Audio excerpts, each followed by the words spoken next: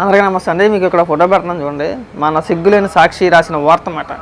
ఇటలీకి చంద్రబాబు నాయుడు గారిని ఉద్దేశించి దుబాయ్లో చంద్రబాబు దాగుడు మూతలో గప్చుప్గా విదేశాలకు ఉడాయించిన వైనం.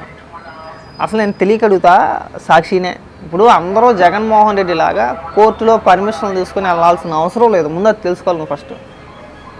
మన జగన్మోహన్ రెడ్డి ఎక్కడికైనా వెళ్ళాలనుకో కోర్టులో పర్మిషన్ తీసుకోవాలి. ఎక్కడికి వెళ్తున్నానో చెప్పాలా, అక్కడ ఎక్కడ ఉంటున్నావో చెప్పాలి, అక్కడ డీటెయిల్స్ ఇవ్వాలి, అక్కడ ఫోన్ నెంబర్లు ఇవ్వాలా. పూర్తి వివరాలన్నీ ఇచ్చిన తర్వాత ఒకసారి క్రాస్ చెక్ చేసుకున్న తర్వాత ఓకే మనోడని కరెక్ట్గా ఇచ్చాడు, పర్ఫెక్ట్గా ఇచ్చాడు, పర్వాలేదు పంపించవచ్చు. అబ్బాయి మళ్ళీ ఏ తారీఖున వస్తావు నువ్వు అన్న పలానా తారీఖున అంటే వస్తానండి. ఓకే ఆ తారీఖులో మళ్ళీ నువ్వు ఖచ్చితంగా ఇక్కడ ఉండాలి అని చెప్పి పర్మిషన్ ఇస్తారు. చంద్రబాబు నాయుడు గారికి అలా అవసరంలా. చంద్రబాబు నాయుడు గారికి ఆ పరిస్థితి లేదు. ఎవరి దగ్గర కూడా ఆయన పర్మిషన్ తీసుకోవసరం లేదు. ఆయన పాస్పోర్ట్ ఆయన దగ్గరే ఉంటుంది. మీ జగన్మోహన్ రెడ్డి పాస్పోర్ట్ ఆయన దగ్గర ఉండదు, కోర్టులో ఉంటుంది. దాన్ని కూడా మీరు గర్వంగా మళ్ళీ ఫీల్ అయిపోమాకండి. మళ్ళీ మా పేటీఎం కుక్కలు అంటే దాన్ని కూడా చంద్రబాబు నాయుడు గారి పాస్పోర్ట్ ఏకంగా చంద్రబాబు నాయుడు ఇంట్లో ఉంది, అలాగే మా జగన్మోహన్ రెడ్డి ఆయన దగ్గర ఉండదు. ఏకంగా సిబిఐ దగ్గరకు ఉంటుంది, సిబిఐ దగ్గర ఉంటుంది. వాళ్ళు దాస్తారు మా అన్న పాస్పోర్టు. అది మా అన్న రేంజ్ అని చెప్పేసి ఎలివేషన్ ఇవ్వబాకండి. మొఖాన్ని కాలంటే చుమ్మేస్తారు దిక్కుమలేదు వాళ్ళారా. సిగ్గుపడండి. కనీసం ఆ సాక్షికి మీరు మనుషులుగా కూడా కనబడట్లా.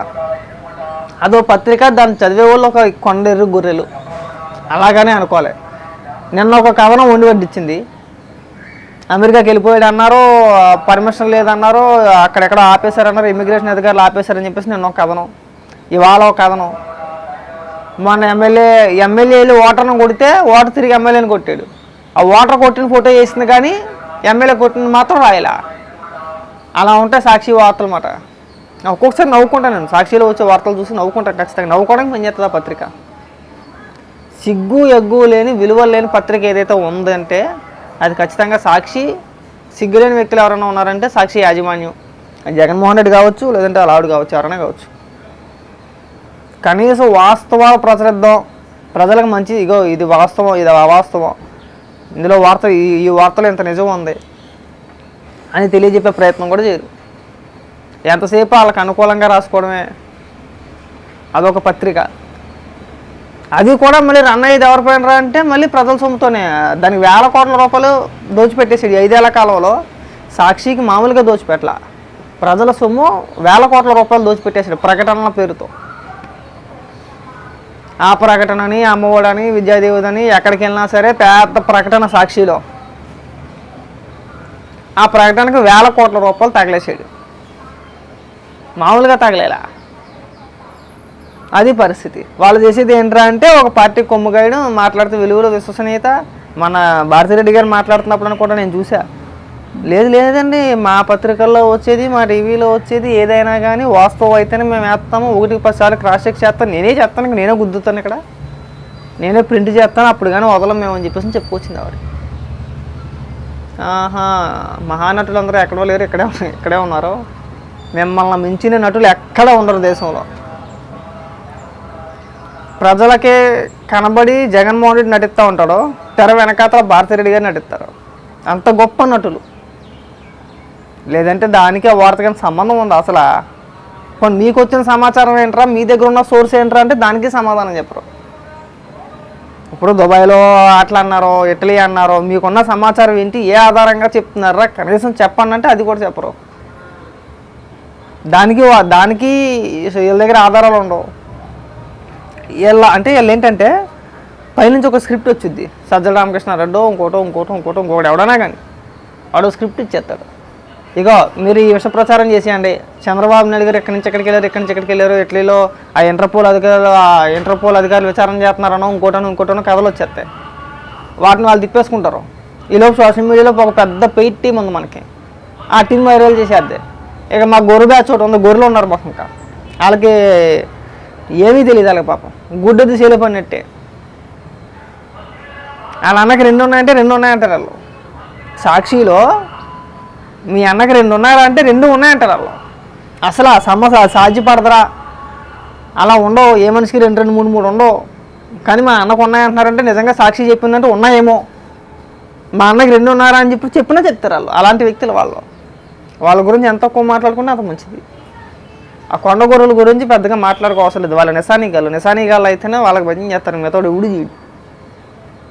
నేను చెప్పేది గొర్రెల్లో కార్యకర్తల్లో వాళ్ళకి ఇంగిత జ్ఞానం ఉండదు. కొంతమంది ఉన్నారు, కొంతమందికి జ్ఞానోదయం అయింది ఈ మధ్యకాలంలో నేను చూసా. కొంతమంది జ్ఞానోదయం అయ్యి తిరిగి జగన్మోహన్ రెడ్డిని వేసుకోవడం మొదలుపెట్టారు. అయ్యా నీకోసం మేము పార్టీ కోసం ఇంత కష్టపడ్డాము, నువ్వు అధికారంలో ఉండి ప్రజలకు చేసింది ఏమీ లేదు, నీ సొంత డబ్బా తప్పితే, నీ ఎలివేషన్ తప్పితే నువ్వు చేసింది సచ్చింది ఏమీ లేదు ఇక్కడ అని చెప్పేసి మామూలుగా ఏకలా నేను భయంకరంగా ఏకుతున్నారు అక్కడ ఆల్రెడీ. నువ్వు మాత్రం ఇక్కడ ఈ అసత్య ప్రచారాలు తలకే తొక్కే సంబంధం లేకుండా మోకాలకి బోడిగుండికి ముడెట్టేసి చంద్రబాబు నాయుడు గారు దుబాయ్లో ఉన్నారు, ఇటలీ వెళ్ళారు అని చెప్పేసి మన సాక్షిలో మాత్రం విష ప్రచారం చేయాలి. ఆ పేపర్ కనబడితే తుప్పుకొని కాంగ్రెస్ మొఖం మీద ఉమ్మేయాలనిపిస్తుంది. కానీ నాకు అసలు పేపర్ కొనబుద్ది అయితే అందుకే కొన్నాను నేను దాన్ని. అసలు చూడను. ఎక్కడో నా దరిద్రానికో నా కర్మకాలో ఏ ఫేస్బుక్లోనో ఏ ట్విట్టర్లోనో ఎక్కడో అక్కడ కనబడుతుంది, ఆ క్లిప్పింగ్ అలా కనబడుతుంది. ఆ దరిద్రం నాకే కనబడతాయి. మళ్ళీ రాష్ట్రాన్ని సర్వనాశనం చేస్తానికి కంకణ కొట్టుకున్న వాళ్ళు మా కొంతమంది ఉన్నారు అపర మేధావులు, వాళ్ళతో పాటు వీళ్ళు కూడా. ఈ సాక్షి కూడా మెయిన్ సాక్షియే. అబ్బా మామూలు విష ప్రచారం చేయరు, భయంకరంగా గొడవలపోటు, గుండెపోటు, కోడికత్తి, 36 మంది కమెడీ ఎస్పీలు, తర్వాత పింక్ డైమండ్తో పాటు ఇంకా ఏదో చెప్పుకొచ్చారు 6,17,000 కోట్ల రూపాయలు అవినీతి అన్నారు చంద్రబాబు నాయుడు గారు. అన్నా క్యాంటీన్ల పైన విష ప్రచారం చేశారు, ప్రజావేదిక పైన విష ప్రచారం చేశారు, స్కిల్ డెవలప్మెంట్ స్కామ్ అన్నారు, ఫైబర్ నెట్ స్కామ్ అన్నారు. అమ్మ ఒకటి కాదు రెండు కాదు కొన్ని వందలు విష ప్రచారం చేయడంలో కొన్ని వందలు చేశారు.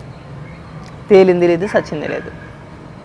ఆ స్కిల్ డెవలప్మెంట్ కేసులో కూడా సాక్షిలో రోజు పొంకానుగా కథనాలు, వేల కోట్ల రూపాయలు, మామూలు కోట్లు కాదు లక్షల కోట్ల రూపాయలే.